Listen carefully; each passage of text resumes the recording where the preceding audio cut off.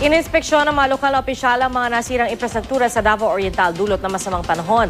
Sa Agusan del Sur naman tumambad ang kalat, putik at pinsala sa paghupa ng baha. Balita hatid ni Katrina Son. Sa paghupa ng baha sa Agusan del Sur, bakas ang iniwang pinsala at mga kalat. Sa bayan ng Prosperidad, tulong-tulong sa paglilinis ang mga guro't estudyante ng La Claridad Elementary School. Ang mga libro at mga gamit pang eskwela, nabasa. Nabalot ng makapal na putik ang mga classroom, pati ang mga bahay. Noong kasagsagan ng malalakas na pagulan, umabot sa lampas tao ang baha.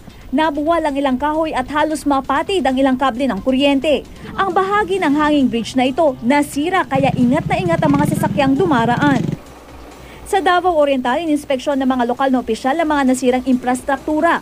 Ang Quinonoan Bridge halos tapos na ang pagkukumpuni at maaari ng daanan ng light vehicles.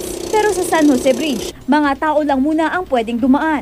Dahil naman sa pagkakaputol ng Manurigao Bridge, kailangang magbangka para makapunta sa bayan ng Baganga.